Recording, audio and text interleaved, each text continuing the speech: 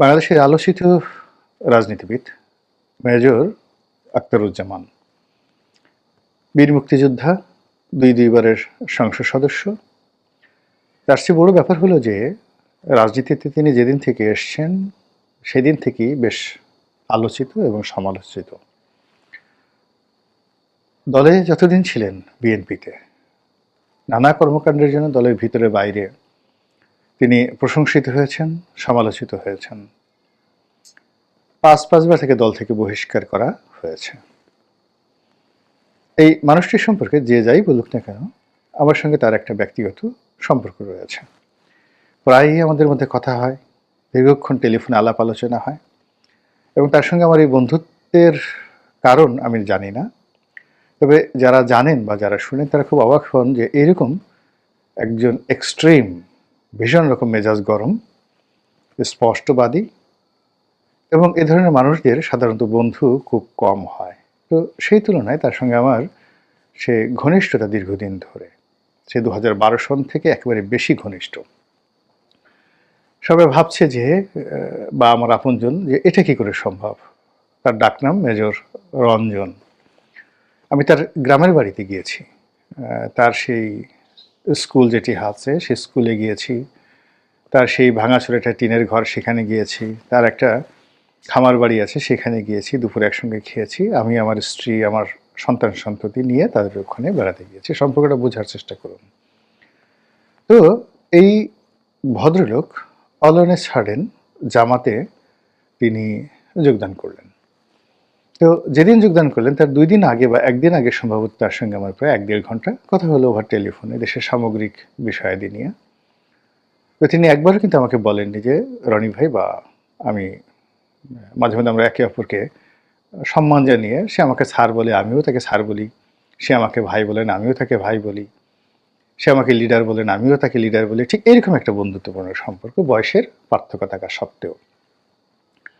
তো তিনি জামাতে যোগদান করলেন। সারা বাংলাদেশে এখন তাকে সি করে, মানে যে যার মতো করে বলছে। এমনকি তার একেবারে ঘনিষ্ঠজন যারা ছিলেন তারাও অনেকটা আশ্চর্য হয়ে গেছেন যে এটা কি করে সম্ভব। বেশ কয়েকটি ইউটিউব চ্যানেল যারা প্রো লিবারেশন ফোর্স, মুক্তিযুদ্ধের পক্ষের শক্তি বলে যারা নিজেদেরকে দাবি করেন, তো সে সকল মানুষ মেজর আক্তারের এই কর্মকাণ্ডে রীতিমতো হতবাক, বিস্মিত এবং কিংকর্তব্য বিমূঢ়। তো এই কাজটি তিনি কেন করলেন? আমি নিজে ওনার সম্পর্কে আমার কতগুলো অভিজ্ঞতা বলি। যে আমার সম্পর্কে তার মধ্যে কখনো এরকম নেতিবাচক কোনো দৃষ্টিভঙ্গি আমি দেখিনি। কিন্তু ৭১-৭১-এর মুক্তিযুদ্ধ, তারপর ৭১ কেন্দ্রিক যে বুদ্ধিবৃত্তিক চর্চা এবং পরিচর্চা, এই দুটো বিষয়ে তিনি ভীষণ রকম রেজিস্ট। মুক্ত চিন্তার ক্ষেত্রে বা ৭১ সংক্রান্ত চিন্তার ক্ষেত্রে তিনি, আমি যতদিন তার সঙ্গে দেখেছি তাকে কখনো ছাড় দিতে দেখিনি। যেমন আমি ২০০৯ সন থেকেই এই জামাতের যে পত্রিকা নয়াদিগন্তে নিয়মিত লিখি, এবং আমি যখন এমপি ছিলাম তখনও তাদের যে দিগন্ত টেলিভিশন সেখানে আমি টক শোতে যেতাম। তো এতে আমার করে আওয়ামী লীগের কারোর সঙ্গে আমার কখনো আমার সমস্যা পড়তে হয়নি। এর কারণ হলো আমি বাংলাদেশ প্রতিদিনে লিখতাম, তারপর যুগান্তরে লিখতাম, আমাদের সময় লিখতাম, আবার যাকে বলা হয় নয়াদিগন্তে লিখতাম। তো ওই সময়টিতে নয়াদিগন্তের সার্কুলেশন বেশ ভালো ছিল। আর জামাত এবং বিএনপি, মানে সরকার বিরোধী যে শক্তিগুলো রয়েছে, তারা এটাকে অনেকটা মুড়ি মুরকির মতো সবাই এই পত্রিকাটা পড়তেন।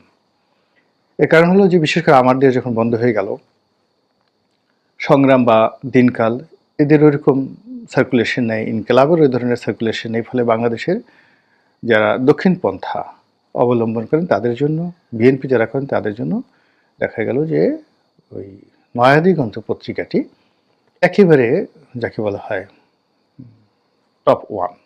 তারা প্রথম আলো চিনত না, অন্য কোনো পত্রিকা তারা চোখ বুলাতো না, তারা কেবলমাত্র নয়াদিগন্তে তাদের চোখ বুলাতেন এবং নয়াদিগন্তের উপরই তাদের নির্ভরতা ছিল। একেবারে এটা আমি দেখেছি 2009 থেকে একেবারে 2024 সনের এই আগস্ট মাসের 5 তারিখ পর্যন্ত।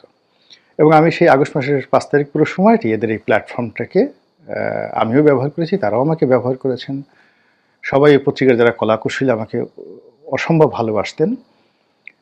আর যখন এই বিপ্লবটা হলো, তখন আমার কাছে মনে হলো যে নয়াদিগন্ত তার আগের জায়গাটাতে থাকতে পারবেন না। আর এখন মানে আমি যেভাবে অবাধে আওয়ামী লীগ জমানাতে আওয়ামী লীগের বিরুদ্ধে লিখেছি, আবার কখনো কখনো জামাতের সমালোচনা করেছি, তো সেখানে আমার একটা নির্ধারণ স্বাধীনতা ছিল। কিন্তু আমার কাছে মনে হয়েছে যে এই জুলাই আগস্ট বিপ্লবের পরে নয়াদিগন্ত পত্রিকায় জামাত এবং বিএনপি সমালোচনা করে আগের মতো আমি লিখতে পারবো না। কিন্তু আওয়ামী লীগকে গালাগালি করে যদি আমি লিখি, তাহলে সেটা হয়তো তারা খুব সুন্দরভাবে ছাপাবে। তো এই কারণে মূলত সেখান থেকে আমি লেখা বন্ধ করি এই জুলাই আগস্ট বিপ্লবের পরে। আরেকটি কারণ, সেটা অত গুরুত্বপূর্ণ নয়, সেটা হলো ওদের কাছে আমি প্রায় ৪ বছরের বিল পাই। প্রায় ৫ লাখ টাকার মতো তার কাছে আমার পাওনা আছে, যে টাকাটা ওরা দিচ্ছে না বা দিতে পারছে না। কিন্তু এখন ওদের অবস্থা ভালো। আমি চিন্তা করছি জামাতের আমিরকে একটা খোলা চিঠি লিখব যে আপনার পত্রিকা আমার টাকা দিচ্ছে না। ফেসবুকে ওনার ছবি সহ দিয়ে দেবো যে আপনাদের তো এখন রমরম অবস্থা, ব্যাংক আছে, বিমা আছে, টাকা পয়সার কোনো সমস্যা নেই। আমি একজন হাতে লেখক, অনেক কষ্ট করে মেহনত করে আপনার পত্রিকায় লিখেছি, তো সেখানে ৪-৫ লক্ষ টাকা আমি আপনার কাছে পাই, কেন দেবেন না? আমি এভাবে একটা স্ট্যাটাস দেবো যদি আমি খুব দ্রুত বিলটা না পাই। তো যেটা বলছিলাম যে নয়াদিগন্তে যখন আমি লিখতাম, তখন মেজর আক্তার বাংলাদেশ প্রতিদিনে আমার সাথে লিখতেন, আমিও লিখতাম, তিনিও লিখতেন। তো আমি তাকে বললাম যে ভাই আপনি এক কাজ করেন, নয়াদিগন্তে লিখেন। নয়াদিগন্তে লিখেন বিকজ আপনি যে আইডিওলজিটা সেল করতে চান সেই পাঠকরা তো মূলত নয়াদিগন্ত পড়েন। কিন্তু উনি বললেন যে না রে ভাই, এটা মুক্তিযুদ্ধ বিরোধী পত্রিকা, তারপরে জামাতের পত্রিকা, আমি এখানে লিখব না। একইভাবে কিন্তু আমি এই নয়াদিগন্তে লেখার জন্য মাহমুদুর রহমান মান্না সাহেবকেও রিকোয়েস্ট করেছি। তো মান্না ভাই ইসলামী ব্যাংক থেকে লোন নিয়েছেন, এই ৩৮ কোটি টাকা তার লোন আছে, কিন্তু নয়াদিগন্তে লেখার ব্যাপারে তার নিদারুণ আপত্তি ছিল। এখন সেই মেজর আক্তার হঠাৎ করে যখন জামাতে যোগদান করলেন, এবং তিনি তার জীবনের অনেক গুরুত্বপূর্ণ একান্ত ব্যক্তিগত, তিনি যথেষ্ট বয়স হয়েছে তার, তো একান্ত ব্যক্তিগত বিষয়গুলো আমার সাথে খুব গোপনে আলাপ আলোচনা করেন। কিন্তু এই যে জামাতে তার যে যোগদান, এই বিষয়টি নিয়ে তিনি আমার সঙ্গে কখনো আলোচনা করেননি। আমার কাছে যেটা মনে হয়েছে যে এক ধরনের ফ্রাস্ট্রেশন থেকে, এক ধরনের ক্রোধ থেকে তিনি এই যাকে বলা হয় জামাতে যোগদান করেছেন। তার নির্বাচনী এলাকাতে তার বিশাল একটা প্রভাব আছে, ভোটার আছে। দীর্ঘদিন ধরে তিনি ক্ষমতায় থাকার সময়তেও যেমন দাপট দেখাতেন, ক্ষমতা চলে যাওয়ার পরেও তিনি সেই দাপট দেখিয়েছেন। আওয়ামী লীগ জমানাতে দেখিয়েছেন, এখনও দেখাচ্ছেন। তার নির্বাচনী এলাকা কেন্দ্রিক তার একটা প্রভাব প্রতিপত্তি রয়েছে। ২ নম্বর হলো তিনি খুব রাফ অ্যান্ড টাফ চলেন। তো একা একা দাঁড়ালেন, মানে তার সঙ্গে যদি আপনাকে ফাইট করতে হয়, তবুও ১০-১২ জন লোক লাগবে। মানে এত লম্বা, এখনও যথেষ্ট শক্তি সামর্থ্যবান, সাহসও আছে। তো এত সহজ জিনিস নয়। ফলে তাকে মোকাবেলা করা, মানে নির্বাচনী এলাকাতে অনেকেই এই ঝুঁকির মধ্যে যেতে চায় না। তো তার বিভিন্ন সময়টাতে আমি দেখেছি যে তিনি মনে প্রাণে বিএনপিকে ভালোবাসেন। তো তারেক রহমান সাহেবকে শ্রদ্ধা করেন। আর বেগম জিয়ার ব্যাপারে তার যে শ্রদ্ধা, এটা বলতে গেলে আনকন্ডিশনাল, একেবারে আনকন্ডিশনাল। কিন্তু বিভাগীয় রাজনীতি, জেলার রাজনীতি কিংবা কেন্দ্রীয় যে বিএনপি রাজনীতি, সেই রাজনীতিতে তিনি বারবার প্রত্যাখ্যাত হয়েছেন, অপমানিত হয়েছেন। এবং তিনি যে চিন্তা চেতনাগুলো করেন, যে কথাবার্তাগুলো বলেন, সেগুলো বিএনপি বিরোধী যারা লোকজন আছে তাদের খুব ভালো লাগে। আবার অনেকে দেখা যাচ্ছে তাকে তেল মারেন যে আরে বাপের বেটা, যা বলেছেন আরও বলেন, এরকমই বলা উচিত। কিন্তু কার্যত বিএনপি তাকে ৫ বার বহিষ্কার করেছে, ৪ বার গ্রহণ করেছে, এটা বিএনপির পক্ষে সম্ভব, এবং এটা আওয়ামী লীগ বা অন্য কোনো দলের সম্ভব নয়। অথবা বিএনপিতে থেকে তিনি যে কথাগুলো বলেছেন, তার ১০০ ভাগের ১ ভাগ কথাও তিনি জামাতে থেকে বলতে পারবেন না। এটা একটা অসম্ভব বিষয়। এনিওয়ে তিনি সেখানে যে যোগদান করেছেন, মূলত তারেক রহমান সাহেবকে একটা মেসেজ দেওয়ার জন্য। এবং সেই মেসেজটি সেটা হলো যে জামাত যেভাবে তার দলকে লিবারেল করে দিয়েছে, এবং তার দলে যেভাবে হিন্দুদেরকে ঢুকানোর জন্য, তারপর মুক্তিযোদ্ধাদেরকে ঢুকানোর জন্য জামাত যেভাবে মরিয়া হয়ে পড়েছে, ফলে সারা বাংলাদেশে এরকম মেজর আক্তারের মতো অসংখ্য মানুষ যারা মনোনয়ন পায়নি, যারা বিক্ষুব্ধ অবস্থা আছে কিন্তু এলাকাতে জনপ্রিয়তা রয়েছে। জামাতের ভোটের সঙ্গে তাদের ব্যক্তিগত ভোট যদি যুক্ত হয় তা সেক্ষেত্রে হয়তো নির্বাচনী এলাকাগুলোতে একটা নতুন সমীকরণ তৈরি হবে। তার চেয়ে বড় ব্যাপার হলো যে জামাতের প্ল্যাটফর্মটা ব্যবহার করে এই মুহূর্তে মেজর আক্তার যে কথাগুলো বলতে পারবেন, যেটা বিএনপিতে থেকে তার কোনোদিন বলা সম্ভব ছিল না। এখন দেখবেন যে বেশিরভাগ মিডিয়া, টেলিভিশন, পত্রপত্রিকা এগুলো সব জামাতের নিয়ন্ত্রণে।